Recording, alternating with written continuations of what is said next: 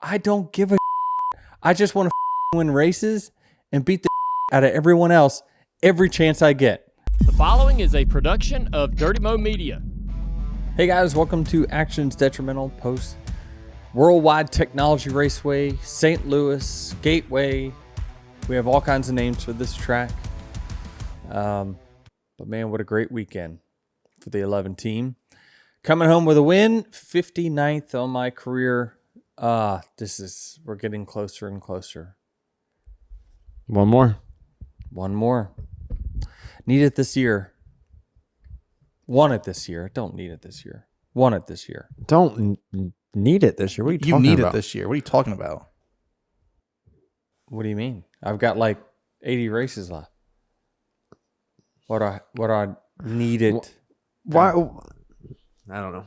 Why are we starting the narrative that like you don't need to win again this year? I think of needs as in like I need oxygen, I need food, I need shelter. You need another win this year. It would be nice. I can't talk if you sit on the 59 for the rest of the season. Right. Understandable. I'll work on that then. No, great weekend all around. Started on the pole. I think we had the Xfinity fastest lap again. Number 7 on the year for that. And then we finished things off. I mean, well executed day on pit road, Trav. We can do this. I issued a tweet to the 11 team. Someone asked if I was buying them lunch. I said, I don't know, it might be a little expensive. If they want beers, we can do that. But yeah, they were consistent. This pit crew early in the year was what everyone was talking about. So they have it in them. It's just a matter of can they figure it out? Yeah. And they did. Also, apologies to Lulu. I saw her this morning. Redemption for her. So it was the first time we've ever had a dog in the victory lane, I think. What's Milo think about this? He was jealous. He was so excited to see her at the airport, though. Oh, my gosh. You saw them. They were just nose to nose. Just Lulu was – you could tell she missed Milo because she was just, I don't know, lethargic all weekend. Just kind of laid around. Yeah. Wasn't really energetic. But, man, when she saw him when we got off this plane, ooh, they were back to being excited. Best friends. Who knew you needed a second dog? Because when you got to St. Louis last year and you picked it up, you're like, we're not keeping this dog. Right. Obviously, you were overruled by everyone. 3 girls. I'm glad. It was the best decision, and come to find out, 2 dogs are definitely easier than 1. They occupy themselves way more. You know, when you have 1 dog, they need you to give them all the attention, and having that much time is difficult, to say the least. But they keep themselves occupied, and it was a great decision to keep her. Where do we want to begin here? You want to shout out Connor Zilisch first, an Xfinity race? Yeah. Was this his 9th win? Yeah.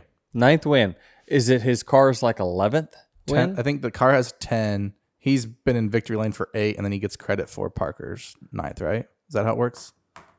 Oh, okay. I was including Parker's as separate. I claimed Parker's as Parker's. I mean, he should, but I think... I know in the record books it goes... Oh, so it goes... It says Connor won, doesn't it? Yeah. Oh, man. Parker's getting the shaft on that. Yeah. Yeah, they have Connor listed as 9 wins. He has 8. Parker's got 1. Larson's got 1, right? Okay. Either way, that team is on a heater. They are white hot. They are just so fast. And beyond that, what I'm most impressed about with the 88 team, and I actually go to Bosie's ex. I DM'd him. I just wanted to know where the 88 pit crew ranked, because he hasn't had to go back in traffic much. Like they're keeping him up front, and by the numbers, they're not crazy stellar, but it seems like the combination of all the things, maybe Connor's doing a good job on pit road as well, but like he's never losing his track position. I thought that Connor had a 3rd place car when I watch that race. And I know that by looking at the lap times. I'm in the bus. I'm able to see them. I'm able to see, who's closing, who's good in traffic. And I thought that if this thing goes green enough, I think he's going to be in trouble. But it never went green enough. And then the challengers that he had pit crew issues, and they just kept going back to fifth, have to repass all those cars again. So the 88 team, and Connor is the leader of the 88 team, but they deserve as much credit as anyone for just executing. It is so hard to execute, as we know, Trav. It's hard to execute these races to where you never have any hiccups, but they're doing it right now. And one hiccup can be a race too. It's crazy. Yeah. Is he going to lose again this year? Yes. I mean, he could not win the championship. I guess, but he just is on a roll right now. Could not. Like, I guess he'll be, if he makes it to Phoenix, he'll be the favorite, but against Justin, who's elite there, I don't know. By the way, what has happened to the 7 team? I just haven't. Now, I watched them this weekend. The 7 was better than the 88. I'm certain of that. The 19 had some really good speed as well compared to the 88. Their pit crew just is not maintaining their position. I just, I'm going to make a wild prediction. I think the 88 wins 10 races and does not win the championship. Wild. I don't know if it's that wild with this format, but I just don't. I don't know. I think it's going to be tough. Just because it's one race. And yeah, I don't know. I don't know how the 88, did the Xfinity Series run there earlier this year or not? I think they did. They always finished. They always do. Sorry, I'm looking at Al Geier's stats now. He finished 5th. Let me pull up. Let's say the Xfinity cars are always in the garage when you get off the golf cart and walk through. Yeah, you're right. I guess really, Trav, no matter where he finished, the team and him, they've turned a corner since then.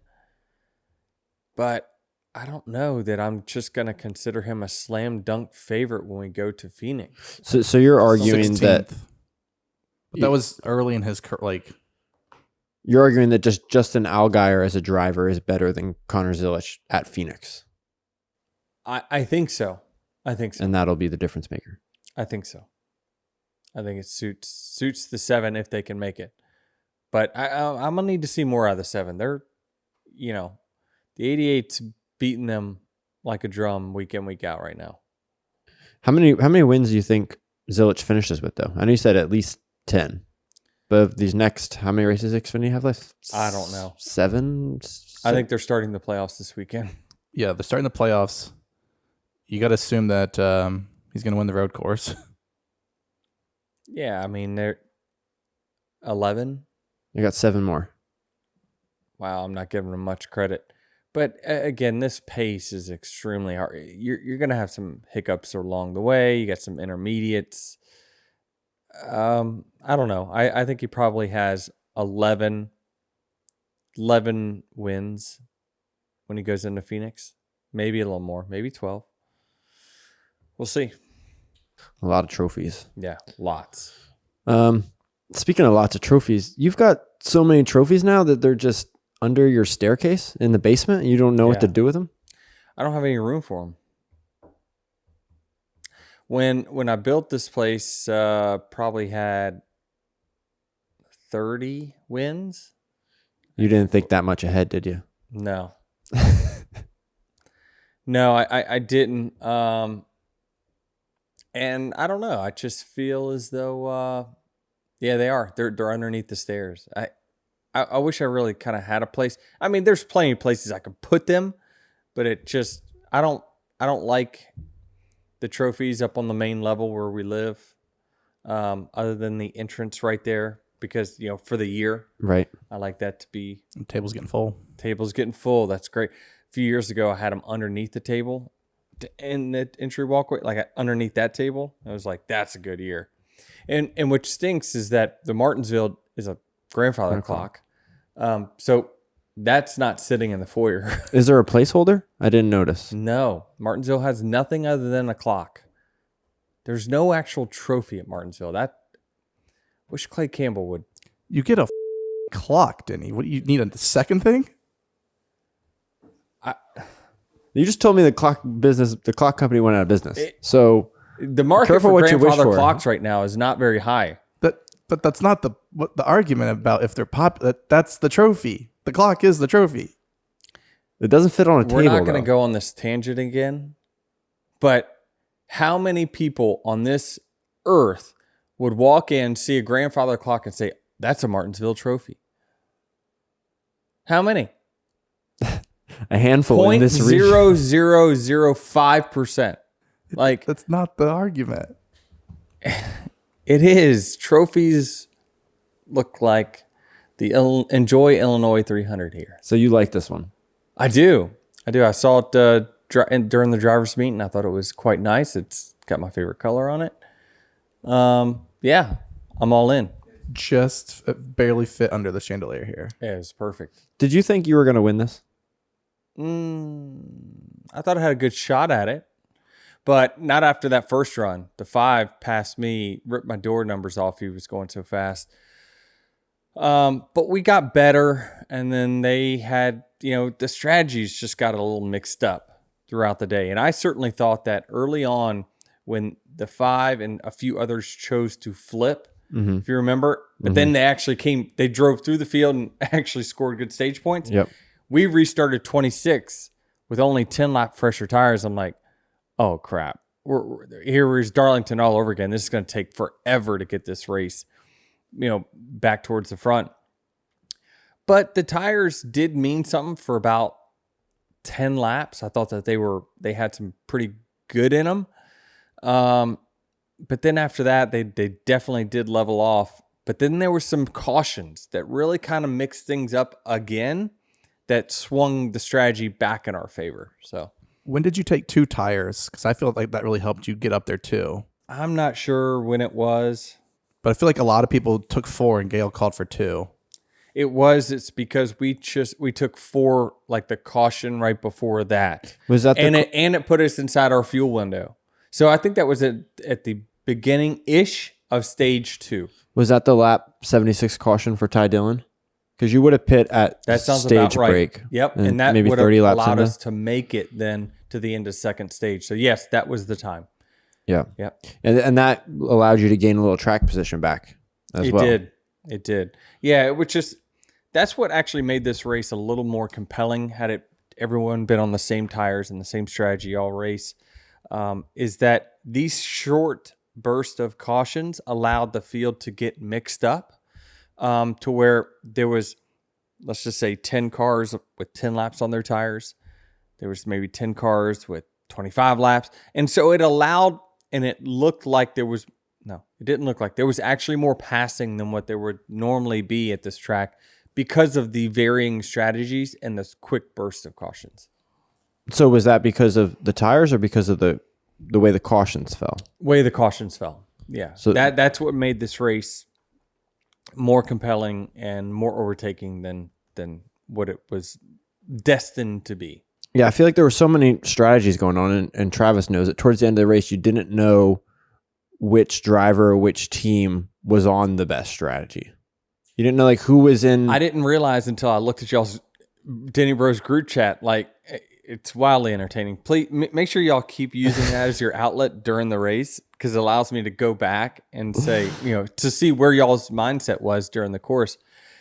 But here we are with, it's 40 to go. I've pitted for the last time, and you guys have no idea whether, do we need a caution or we need a green? Like, exactly. What's best for us? I had no idea if that last one, and I'm like, that caution help us? Now we're moving up, but people have fresh tires. I was confused. Yeah.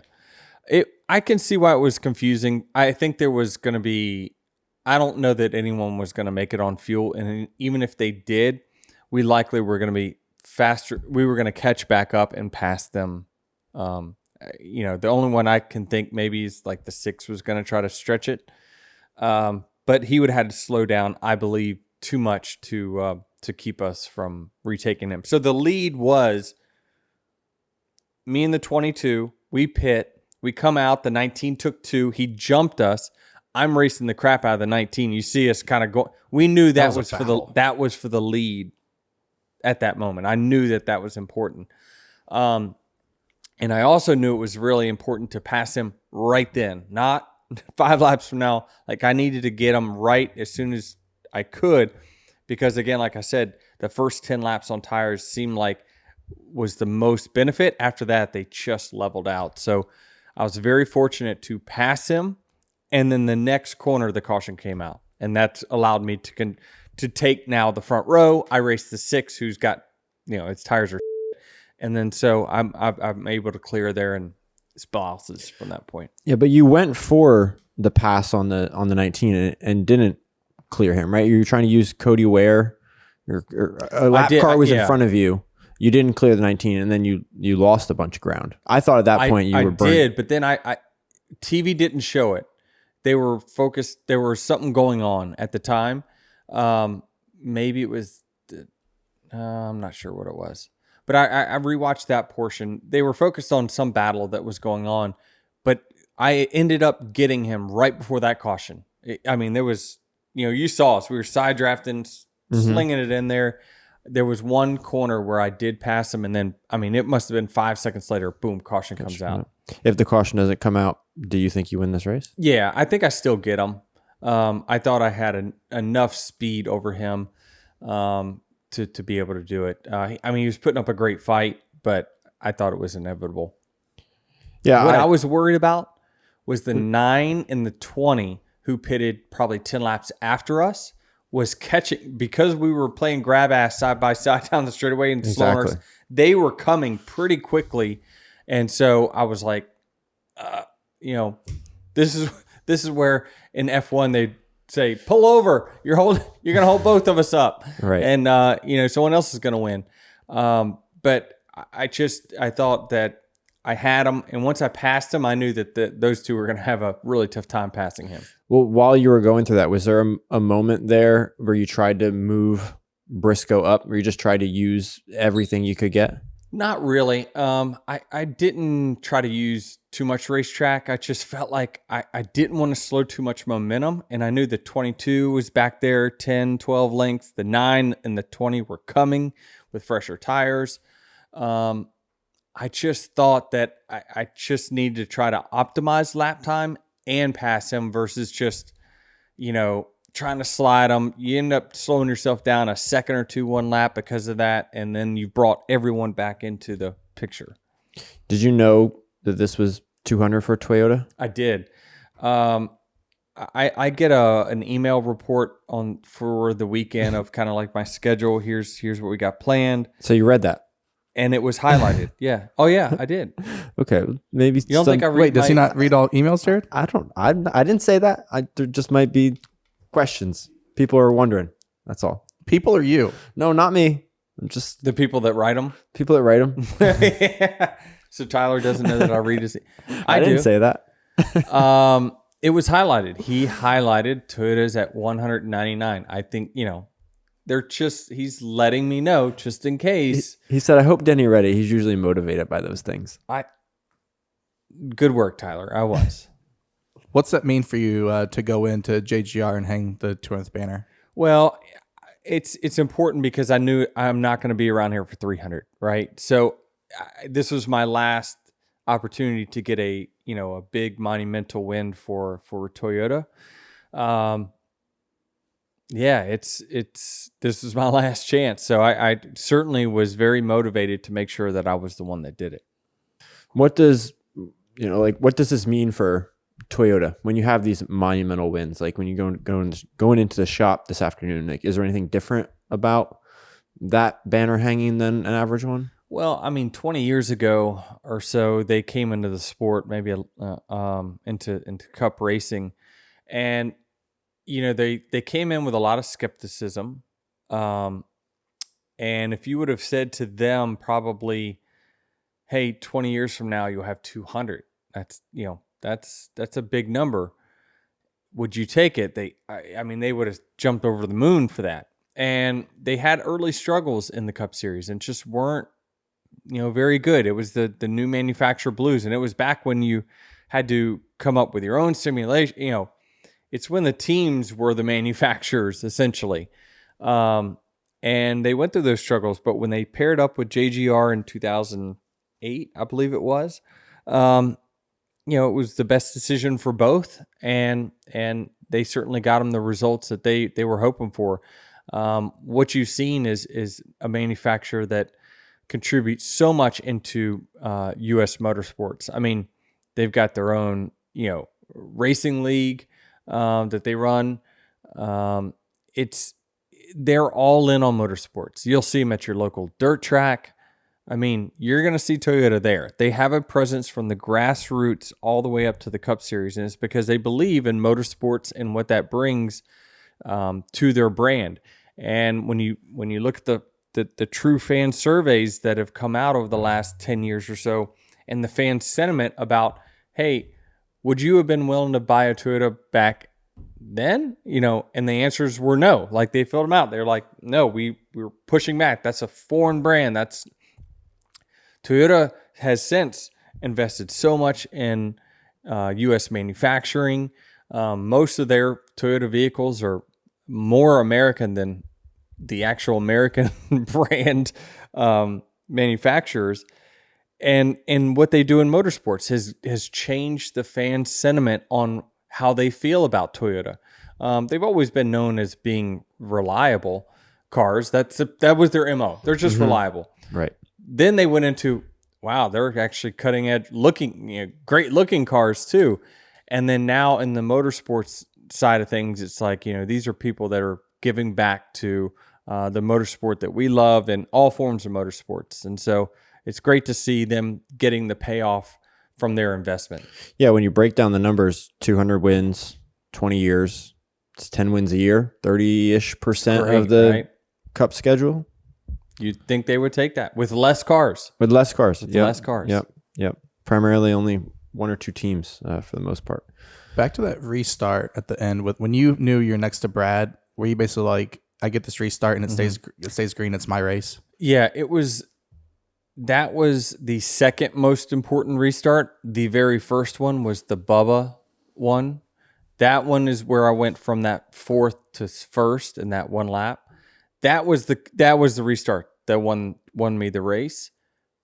Not the sixth one, although that was an important one. My job with the sixth restart was that I had Chase, I believe, behind him, right? So as long as I didn't let Brad clear me before turn one and then him pull down, then the 19 was going to get back around me, and then good luck with me trying to get back around him. I needed to stay beside the 6 before we got to turn 1. That way I knew the 19 was going to be blocked out or shoved up the racetrack enough to where my newer tires were going to clear me the 6 and then get me up. And that's exactly what happened. That's exactly what happened. Is I stayed close enough to him on corner entry to not allow the 6 to come down into my lane. Why don't we see Brad rolled the dice and ultimately did it work? No, but why don't we see more teams that you're not in the playoffs? Roll the dice and stay out there. Like Brad was like the only one that did that. Why don't we see more teams trying? I think that they saw how new tires were so much faster for the first 10 laps. And so I just think that they thought there was 40 laps to go. I'm thinking the field. What the 6 was thinking, I don't know. More than likely they had nothing to lose. Maybe they run 10, his perfect scenario would have been find a way to stay in the top 5 for 15 laps. Another caution comes. Now half the field pits. You're on the front side of a new strategy with newer tires. You're now restarting 10th to 15th with new tires. You actually can make a run towards the front with that. So it's not always about trying for the strategy of right now. It's trying to set yourself up for another strategy if another scenario happens. And so they're just trying to give themselves any and every opportunity to changed the complexion of the race because obviously they were not a factor any other way. Right, and they're not racing for points or anything. They're not in the playoffs, so they have the ability to gamble more than That's right. the average team. Yeah. What was your reaction on that Bubba restart when you saw them? Yeah, I don't know what happened with the 23. He said it was stuck in first. My next question was, what were you doing in first gear? All the restarts were in second gear. Just the way it kind of worked out, the pace versus gear ratio. Second gear was certainly on all my restarts, it was the preferred gear. I was able to clear into turn one every time that I actually controlled the restart. Now I got my ass out drove once we got into one. I saw your tweet like, what the hell, Denny? Just let the 5 blow right by. Hell, the 19, I had the 19 cleared once, pulled up into his lane, and I was going so slow through 1 and 2, he just pulled right back around me. And it was like, I just grossly misjudged the grip in 1 and 2 on the restart. And so that'll be something that I work on going back there, is that I've got to get better on my first corner restarts at that track. I mean, before the race, the buildup was track position's king, and then I hear on your radio, Gail says, protect your right rear. Like the first lap, he gets your right rear in passage. I'm like, did you not listen? Like, what are we doing here? I'm not that good. I don't know what to say. God. I work my way into it, and certainly my restarts. I mean, the 5 nearly knocked my rear bumper off on the first lap because I went so shallow into turn 1. Like I cleared him, pulled down in front of him, and he had to have laid on the brakes hard to keep from running into me because I went in so shallow, so slow. So I got faster as the day went on. But luckily those important restarts that I did give up the lead didn't cost me. I think that's exactly why, Travis, I asked him to start the show. Was it a surprise? Because there were just so many signs early on that was like, I don't know if he got the best car. We're not him. Yeah. Oh, I told myself, I'm like, we're not winning today. That's like, I was like, what? Because of the first corner? Well, because I'm like, well, Larson, and is on the main strategy, and I passed you in the first stage. Briscoe's on the same strat. Like, we weren't leading any of the strategies. I'm like, we need something to happen because right now we don't have the best car. Now I think you even said it. They made changes to the car. We got better. We definitely got better. And really that last run of the race, I mean, I was on cruise control, but I could just tell from my lap times that they made dramatic improvements to the car. And so, I agree with you. I thought that I was a 4th to 5th place driver and with a 3rd place car. That's where I kind of netted out where I thought we were yesterday. But there's so many ways to win these races. You don't, at least 30 to 40% of your competition is going to eliminate themselves through mistakes or not executing or what have you. Just keep yourself in the game. Continue to get better on those restarts like I talked about. There's other ways to win, and I never wavered our ability to go win because we never took ourselves out of the top 5, and that was what is crucial. Is just keep yourself in there. And I don't know why I'm looking at your career stats here at Gateway. First, obviously yesterday. Second before that, but I didn't associate you with being a Gateway guy. And I just said I thought I was a 4th to 5th place driver yesterday. And that's probably being a little generous as well. I thought my car was probably better than I was. I just, there's something a little unsettling entering turn 1 that I don't quite have a good feel for my car. And so I'm losing time there. But generally speaking, the results have been better than the speed. I think you're right on that. Is this a good sign for Toyota that you win this race? Like, in the past you look at Gateway and assume a Ford is gonna win it, right? Or a Ford is gonna be very strong. I saw that narrative. Yeah, I don't know. Is it more coincidence? Is it just, I know that the story right now from the media is that it's, oh my gosh, Toyota is just so fast and they're the ones to beat. I understand beating that drum, but like the 12 came out of nowhere for the last few years, non-existent for the most part in the regular season, and then came playoff time, and then all of a sudden they win one of the playoff races, and then they win 3 or 4 of them. And it was like, where did the speed come from? Like, it was overnight, like a light switch. And then the 22, found a way to get through the playoffs, and then all of a sudden has a great restart at Phoenix and is your champion of the entire season from that race. And it was like, it's just too unpredictable. It's too unpredictable to sit here, and I understand based off of speed why people would say that. But I also think that the 5 showed us, and certainly I was surprised the 24 didn't have a better race. He was so much faster than me in practice. It was silly. But the 5 had massive speed, and that's a track where they struggled. The 9 had good serviceable speed yesterday. I still think it's anyone's race, and you're not going to, I just think the narrative could change very, very quickly. So I would pump the brakes. I think in the sports industry, like in other sports, a team gets hot and like you think, okay, they're going to win. And I think that works in football and basketball, but in racing, it's too different week to week. That Right. You can't say, okay, the 11 team's hot, it's going to continue. It's not the same. Yeah, when you're dealing with other sports, the football field is the same size. It's, the ball is the same. All those things, those variables are the same each and every week. Now, the competition in which you play changes, but ours, it's what's the weather? What's the wind? What's the track? What's the banking? What's your setup? It's hard to maintain hot momentum. Now the 88's doing the Xfinity Series, but it's very, very hard in the Cup Series to do that because each week there is so many different variables that can change or shift momentum. I mean, a debris caution yesterday could have changed the race. Oh, absolutely. Yeah. That doesn't happen in football. Absolutely. We could have, if we would have finished 12th yesterday, would have surprised you guys? No.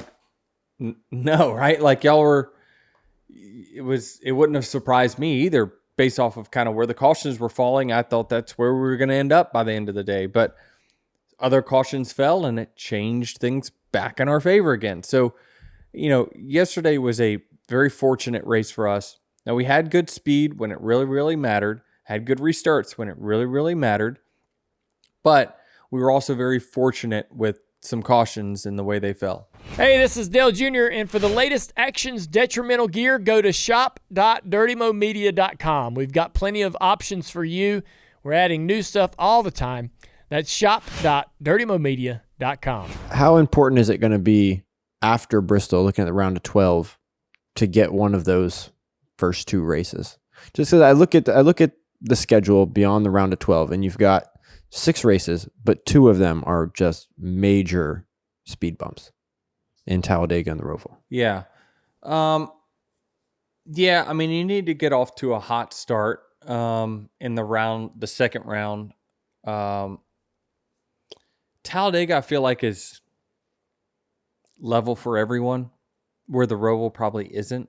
That makes any sense? Like, my shot of wrecking at Talladega is probably the same percentage amount that it is for Austin Cindric or whoever, Ryan Blaney. So I'm not as worried about Dega for those reasons, just because I know it's going to be the roll of the dice. And, if I crap out, I crap out. But at the Roval, I don't know. I just feel as though speed will matter at that track. Qualifying is going to matter. And for the 11 team, we got to get some work done early in that round. Now, the good news is if things started right now, we would start first on the playoff grid because we got more playoff points than anyone. But that's the hard head start we're probably going to need when it comes down to it. Can you go to Bristol now and just try to win? Wing it. Oh, yeah. Yeah, Bristol, I've said it all weekend, and I believe it to be true, is that it's just a very, very tough track to race scared. And racing scared means looking at points, knowing that, I can't bust my ass here, get into the wall, bend a toe link, and finish 30th. If I do that, I risk not going to the next round. There are even your Ross Chastains, your Logano's, Cindrics, I'm telling you, they will race apprehensive at that track. And if you're not, you're an idiot, because it's just a track that you can find yourself in a position where you don't want to be there, and then you get caught up in a wreck. Or to go fast, you got to really push the entry up high into the fuzz. Maybe you get into the wall. But are you willing to take that risk when you're only up less than 20 points? I don't know. I wouldn't do it. And so what it does then is it sets you up to run mediocre. And then the good news is for them, I see no one on the bottom four that is a threat to go out there and score 50 points. I don't think so. I think they're safe just based off of who they're racing. The 3-car? All right. When's the last time he scored 45 points?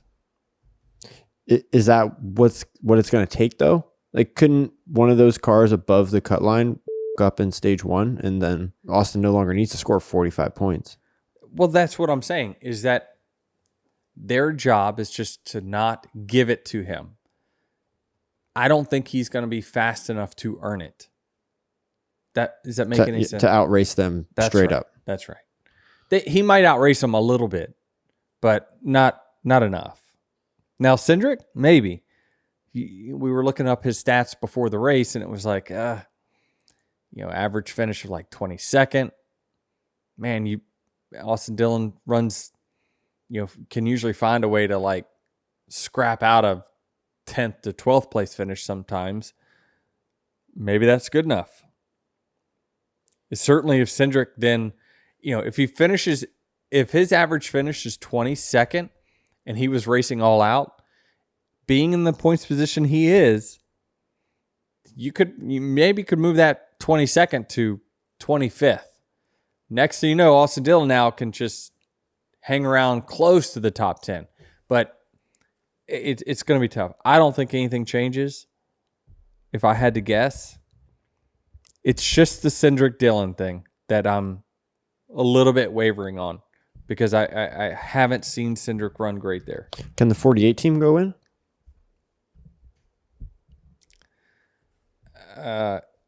Can they or will they? What's the question? Well, will they? If I ask will they, the No. answer is easy. No. So I was going to say, No. can they? No. Can they? Yes. They have all the tools to go in, but I've not seen enough to say yes. Before we dive more into Bristol, let's go back to the race. Kyle Larson doing Kyle Larson things again. Man, He goes in hard, doesn't he? I'm just laughing at Travis's relationship with Kyle Larson fandom. You're just not a 5 fan. No, I've made it clear. I root for one driver and one driver only. The other 30 some drivers can f- off. Yes. He clearly misjudged it. You could see what he was trying to do because he did it the lap before.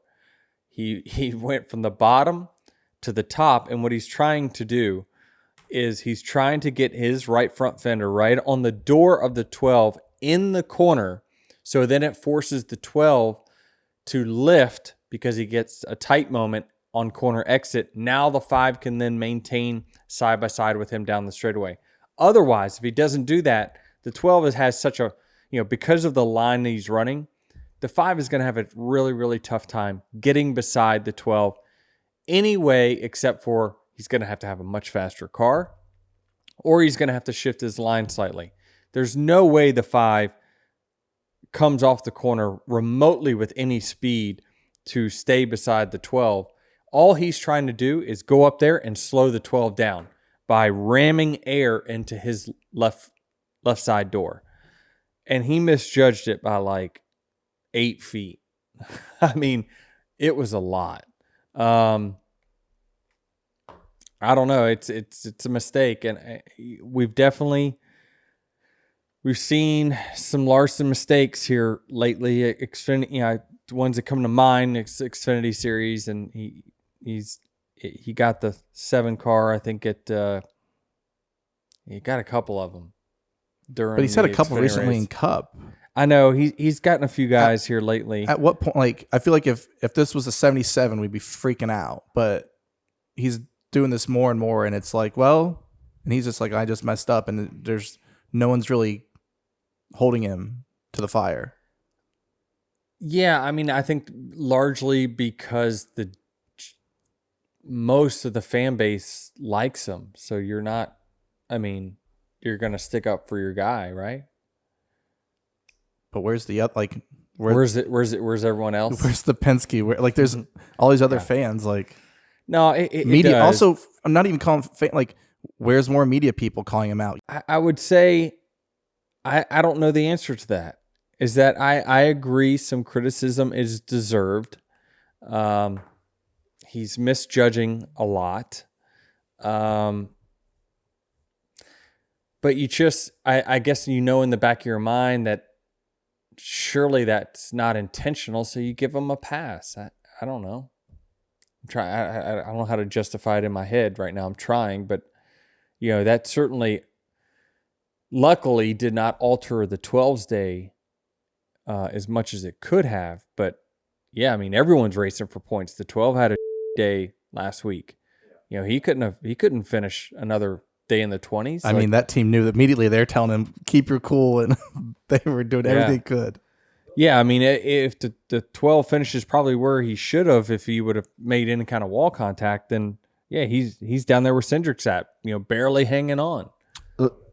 Let me ask you this: as a driver, you put yourself in Larson's shoes. You go into this corner with a plan, right, of how you're gonna slow Blaney down. There's got to be a moment before you make contact with him where you realize I'm not there. Yeah, and then you just like you got to abort. Yeah, right. There is a moment. Some are more aware of that moment, but I mean, I don't know. I get into the guys' left side doors all the time because I misjudge. So it's tough for me to say. This job is really, really hard. I can't emphasize that enough. And the only, I'm not trying to stick up for him, but I will tell you, in the car, when you're trying to run close to someone and you're on the inside, you have the most stuff blocking your view. So the headrest is bigger on the right side. To see him, you almost gotta peek to like get a feel for where your right front fender is, and then you're trying to identify where their car is. And a lot of it is you're doing it off of feel, and your spotter's probably telling you he's 2 lanes up. 1, like you're all trying to time it. And so it's way easier when the person you're trying to side draft is on the left side, because it's all right there in front of you. You can see it. You got the winning net there that you can poke, you can see holes through. It's difficult. It's just, that was a extremely high risk move that was going to put the 12 in a extremely tough spot that I don't know that it was necessary. It was probably an unnecessary move, and he probably wished he could do it again. But visibility wise, you just really can't. You can't see. You can't see it. It's really hard. So am I being too critical? No, I think your argument is fair. Okay. I do think it's fair that, like, where's the people calling this out? Because I do agree that over the summer he's gotten his fair share, certainly. What about Chase Elliott and Josh Berry? Same kind of thing, not the same.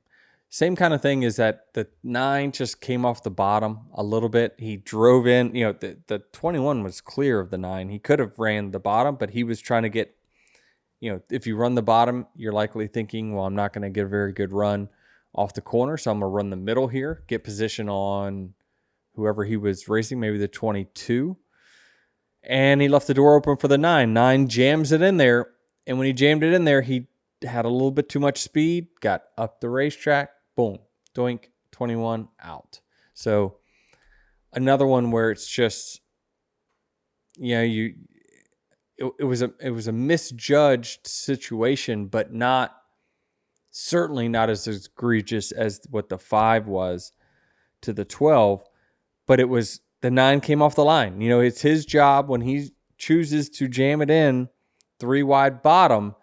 You do have a responsibility to keep your car as low as possible to allow those guys that were racing 2 wide before you to give them room to race. That's typically the way it goes, and the 9 just got up in the 21 space.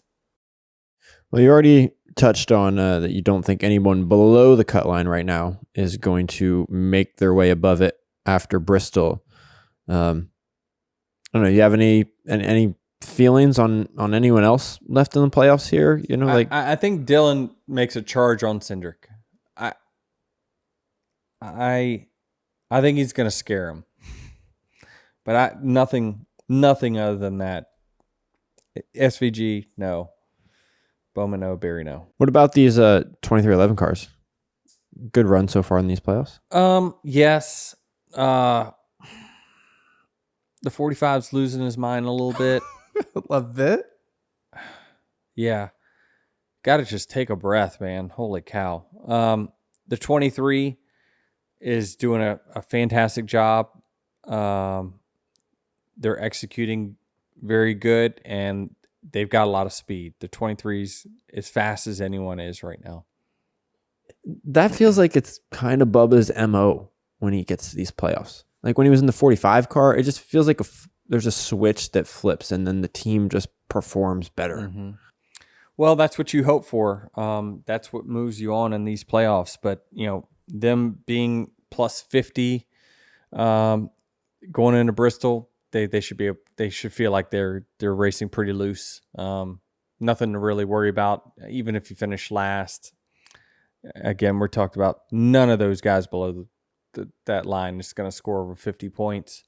This is where I wish points didn't reset, because then these guys would be sitting better for the round of 12. Neither. I wish. Exactly right. It's like all the hard work you put in, it's just they keep resetting the scoreboard, which I did see last weekend. Dale Jr. had a really, really good explanation too. If you saw Joey Logano's quote, it was that, hey, if the regular season matters and you guys are up there getting all those playoff points, if you don't make it to the Final Four and win, then that's your problem. You had a head start. And Dale Jr. says, he laughed for a little while. He's like, listen, I get it. However, Joey has to identify that he was more than like 5 races behind entering the playoffs. Like the NASCAR reset the scoreboard for you that benefited you to allowed you to catch up because you were so far behind, which I thought was a really, really good counter to the, well, if you don't step up in the moment, it's your fault. Well, I hear you, but they keep resetting. And so, touchdown. No. We'll reset you back to zero. You're at the 20-yard line. Touchdown. No. We'll reset you back to 0 every quarter. Like, and then the other team scores a field goal and wins the game. And it's like, what the hell? How'd that happen? I scored 6 touchdowns, wins. Someone comes in there, wins a race, a field goal, and wins the championship. Like, what the hell? I'm not talking about Joey in specific. I'm just saying that's what could happen. It certainly could happen in the Xfinity Series. I think that's the most vulnerable big win guy not winning at all that we have on our slate. But yeah, I thought Dale Jr. did a fantastic job when talking about the playoff format, saying that was a bad argument by Joey, saying that it's your fault for not making it because you got a head start going into the playoffs, when essentially NASCAR erased your 5-race deficit. Speaking of drivers losing their mind, did you hear Seabell? He did. That was uncharacteristic. Yeah. he made some big comments after the race. The team said that, hey, this is the kind of day we needed to, rest easy at Bristol. And he was just pissed. He was like, and I can tell you this, and he hinted at it after the race. I think me in the 19 running 1-2, when he looked in the scoreboard, pissed him off to no end. I believe that every driver measures themselves off of their teammates. And I think he's growing frustrated that he's not getting the results that he thinks he should be getting at this time. And when his teammates are winning, I think that that's boiling over even more into his fields. So I think that, he vented about them staying out longer than everyone else. So more than likely that pit stop that they had, that's when the 9 and the 20 they stayed out late, pitted. They had a little fresher tire and they were catching us before that caution came.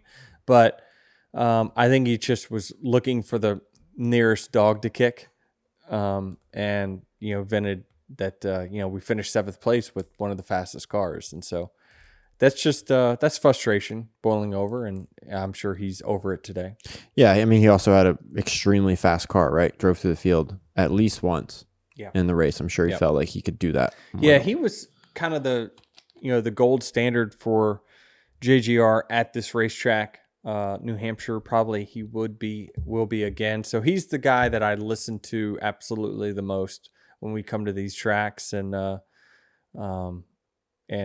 try to get better with. Your post game speech there, was that planned? When did that come to you? Well, y'all have heard me say it before, right? I mean, I've said it amongst my friends and whatnot before. I do need to clarify though. Some are making it out to be like jump on the championship bandwagon. That's not what I'm saying. What I'm saying is jump on the 11 car bandwagon, because you'll win more. You're going to win more. You're going to win more than you're going to. Trav, we're going to have a conversation. What's wrong? Off that. There's just too much championship downplay here. How many times do I have to tell you? I want to win races. I believe if I what win the Denny's saying. championship, that's going to be awesome. I'm going to try my damnedest to do it. But when it comes down to a race, you just don't know, man. I like to underpromise and overdeliver when it comes to that. What I'm saying is jump on the 11 car bandwagon and you're going to win more than probably what your favorite driver does. I believe you that you're saying that, but how it came across is get on it or we're running you over on our way to Phoenix to win a championship. No, so you added all that at the end. But that's not what I that's said. how it sounded. And that sounds good. And by thinking if that's what you meant, it would have been so much. If you're just saying we're going to win races, like that's no longer as cool as what it was. 11 against the world, Yes. Okay, well that's not, you want to win a natty, you jump on the Ohio State bandwagon. No, you jump on the best team, and they're going to win a ton of games, and hopefully they win a championship at the end. No, it's natty or bust. That was our motto to start the year. Ohio State against the world, natty or bust. Yeah, but y'all spent like $35 million to do 20.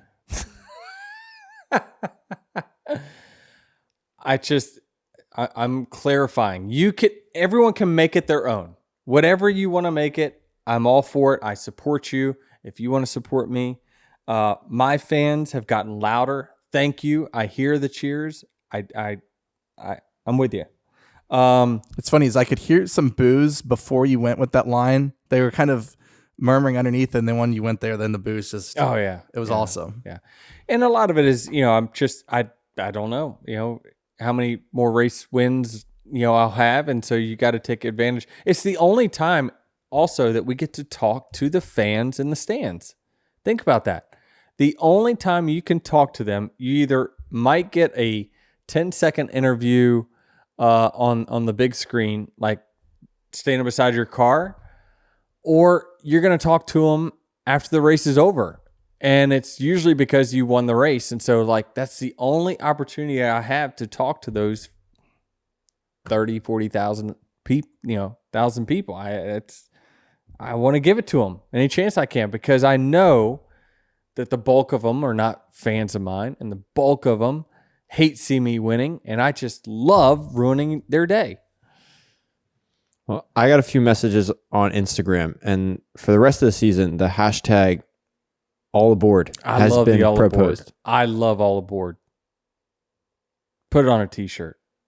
See, but the fans want to hop on this train, but they want clarification that the train is going to Phoenix. Yeah, what's right? the destination? Right? We know the train. You're telling us the train ride's going to be fun. Hop on, it's going to be a good time. But they want to know where the train's going. What does it matter where you're going? And when you jump on a party bus, who gives a where the end destination Because is? if it ends at Martinsville, then it's not going to be as fun if it goes to Phoenix. I'm gonna try. You know what my dad tells me? Don't try, do. Listen, Trav, I'm doing the best that I can do. I know. I mean, our win percentage is stout. Well, just keep it up. Stout. Trav, So, like, listen, people, I'm talking to this camera. If you want to jump on the train, you're welcome aboard. We'll take care of you. You're going to have a good time. You might get hassled every now and then, but I can assure you, you're going to have more good weekends than you're going to have bad weekends. And I'm probably going to beat your favorite driver that you're currently rooting for. So I say all aboard. And here's the thing. If you jump on the train and you have more good weekends than bad weekends and you win a handful more races before you get to Phoenix, or if you even get to Phoenix, and then you don't make it to Phoenix or you don't win, at least the narrative at that point would be like, oh, well, Denny deserved the championship because he had 8 wins this year. And so like that'll be in your favor. That's cool. I'm down with that. Listen, the trolls are in my mentions of like, yeah, but another round of 12 exit coming or another round of 8 exit coming. I don't give a I just want to win races and beat the out of everyone else every chance I get. That's what I want to do. They're going to fix this playoff format for next year. Knock on wood. Think it's going to happen. Then let's talk about legitimacy. All right, that was good. Good work, Trav. Anything else? We got Bristol coming up. Yeah, Bristol tires. I don't know what we're going to get. So there is apparently Goodyear has this tire sand belt machine. I know. I hate to get. I almost wore my Goodyear hat. Goodyear, I will give you some. Taylor says, Dad said for you to hold on to this hat. I don't know why he wants it. Because it was a cool hat. I like it. Is a cool hat. Goodyear's got a cool got some Victory cool Lane hat, which we need to replace it for our Victory Lane bag. When we win, we need to make sure we have it. They have this machine apparently that like is sandpaper. So they slide this tire. Anyway, there's a tire that goes on this sand belt machine and then like checks the wear. How does this tire going to wear under certain loads? And apparently, they put on the Bristol right side tire and it shredded into the machine immediately. Like it was so aggressive that it destroyed the machine. Like it just unraveled and got caught in the machine. I heard from a friend who heard from a friend. That's basically what I'm telling you. So this is not factual whatsoever. I'm telling you. Now, it didn't come from Austin. Give me a break. My sources are far better than his. Now, what Goodyear said to the teams that were like, whoa, what is that? They said, listen, the thing came right off the line. So tires, like rubber takes time to cure. So what happens is once a tire comes off of a production line, they usually try to let it sit for a certain amount of time because then the rubber will cure. And it's just like, think about it like super glue. Super glue is liquid and it'll mold all around, but eventually that thing stiffens up over time, right? Same thing with rubber. I'm oversimplifying this quite a bit. And they said that, well, when we tested it, the tire came right off the line. And so that's why it essentially melted in the machine. But either way, I'm all for Team Chaos this week. I hope we can't run 50 laps. I just hope they have enough tires is going to be my thing. I don't know if you can answer this or want to, but do you set the car up thinking there's not going to be much wear, and if there is, you then the driver that knows how to save tires, then you can take control of that? Because if you set the car up expecting a lot of wear and there isn't, then you're kind of screwed. Yeah, I just don't think that anyone is willing to have the set of balls to like build a setup for a tire that's going to wear out, because if you do, and then it turns out to be a very typical Bristol race, you're going to be horrible. So I think you got to set up for a typical Bristol race and then really pat the driver on the back and say, good luck, get us home. And that's where you get us home. Yeah. Now, let's assuming the tires don't disintegrate like that. Is this just going to be a better? I'm trying to set expectations here. Because set expectations for the spring Bristol race, and it was in the. Is it going to be a good race? That's why we under promise, over deliver. Right. Well, the way you're talking about these tires, I'm getting my hopes up. I'm just giving you what I've heard. I shouldn't say facts as I know them, but I think that is factual. What I heard. It also depends on the temperature. We got a high of 80 during the day. Sunset 7:39. Low of 54. I don't care if you put something in there and it just shredded the machine and the tire. Like, that's certainly more aggressive than what we've had before. And I love that there no tire tests or anything happened. I love that. Just put us on that, and they're saying saddle up, y'all go figure it out. We need to change something to fix this, the passing at this track, and we're going to do something about it. I love that. Yeah, I like that. And it's even better when you're locked into the next round. And it doesn't matter how you finish. Sure. There are a lot of, you're right. There's 5 that are sweating bullets right now thinking, oh man, just maybe we should build some reliability in our setup. We got a little room for error there. Friday practice at Bristol, 4:30 on True TV, and then race Saturday night, 7:30 on USA. For the record, if anybody follows me on Twitter, it could get really confusing on Saturday night because Ohio State plays Ohio at 7:30, which should be an easy win, but they still play. So we'll be just firing tweets off, watching 2 things at once. So, how did you feel about your 70-0 game? They did what they were supposed to do. Look good, get out there, get the job done, no injuries, move on. Were there? I didn't get to see. Were there any tweets saying like, "Come on, we got to do better than this"? No, it was a you low were positive tweet the whole time. Yeah, I don't think I maybe fired off a couple tweets, but it was pretty basic week. Okay, all right. How good did it feel to have a cupcake though? It was the first one since like November 3rd. Yeah. Oh my gosh. What? When are we gonna go back to the shoe? I'm looking forward to that. I want. Well, the next big one, unfortunately, can't go because well, even if it's a cupcake game, like, what do we care? Well, I wanted to get back for the Penn State game. When you're on the bandwagon, you're just looking to have fun. So the Penn State game is the weekend of where the wagon potentially should be going to Phoenix, so we can't go to that one. It's gonna have to be all your big games are after race season. But UCLA is a home game. Rutgers is a home game in November. UCLA. We could go up to Ann Arbor. Behind enemy lines. You guys got plenty of... Charlie's getting a surgery. If I can't go to the Scarlet Room, I'm not in. Okay, so it's got to be a home game. Yeah. I got a review here from Brian 3611. As a rural mail carrier in Indiana, I spend most of my day delivering mail in my Jeep and like to listen to Actions Detrimental while I work. I'm a longtime NASCAR fan who originally wasn't a Denny Hamlin fan, but have changed my mind after listening to the show.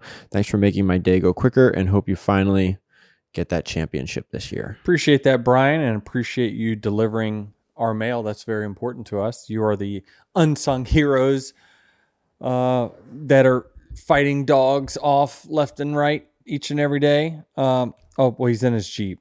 You still have to fight. Sometimes you have to get out, take packages to the door. Or just kick him out of the side. I wonder if he goes doorless in his Jeep. You know what I mean? Oh, yeah, definitely. If you have a Jeep, you can't not go doorless. No, it has to be closed. Wait, what? No, a Jeep, you can take the doors off? Doors go. But they don't... So mail carriers call their vehicles a Jeep, but it's not like a Jeep that the door can be removed. It slides. Oh, it says not an actual Jeep. Yeah. They refer because they looked like Jeeps. My dad was a mailman, so I know. They refer to their vehicles as Jeeps. Okay. All right. You're going to have to send me a picture of that. Okay. I don't know. But until you brought up your credentials of your father used to deliver mail, then I was totally going to discredit you as like Austin Payton. You got any fishing plans this week? No, I got to go down to Florida tonight. I'm sure I'm going to squeeze one in. I just don't know when. But yeah, that was a great morning. It was look, it was fun. Even though everyone's asked me, were you really out on the lake for 7 hours and didn't catch a single fish? Did I just plead the fifth? I'm not sure. Everyone asked. What are you supposed to say? We had fish in our live well. What are you talking about? Denny's been on the pole more than he's had caught fish, I feel like, in the playoffs. I've got to change my presentation. I do. I have to change my presentation to the fish. I know some mistakes that I've made that I'm going to improve on. And plus fall fishing, the fish are about to come up. I mean, Charlie right now is... Jeez, he's got this one worm that like it's his go-to. So and why don't you get... Why would I copy him? It's working for him. Yeah, if driver's doing something, wouldn't you copy their move if it's working for him to win? No, I would note it and I would make it my own. All right, we're going downhill. All right, well, next week, man, be nice to get 60 in Bristol. I mean, that'd be a perfect place. I'm not saying it's going to happen. I'm saying I want it to happen. Can you give me a heads up? Like, if you were to win 60 this weekend, like what is your celebration look like? It's got to come to him. I think we have to plan one. Are you going to do a burnout on the back stretch, burnout on the front stretch? Oh, no, I'll do the front stretch. Why? Are you trying to figure out where to be? That's always my issue. Is like, are you going to do a burnout down at the first pit box with your team, and then I got to get back down here to the start finish line? So you are aware of what is the rhyme or reason to my burnouts. I try to make sure I give all the fans who have a seat at the track a portion of a burnout. Okay. So when you see me go all the way to turn 2, it's because there's stands over there. And those people always get shafted when it comes to getting a burnout. And so I try to give them a little taste, give them a little appetizer, and then I take it to the front stretch and give them the main course. Okay, so you'll just go all the way around the track at Bristol. It's all about tire life. And if we got a tire that couldn't make it through the shredder, I just don't think the burnouts aren't going to be very long. So front stretch. Front stretch. Plan on being at the front stretch. 60, go around the whole track. The banking would make it really difficult though too. Just so y'all are aware, it's very difficult with high banking like that. All right. Well, we'll see y'all next week.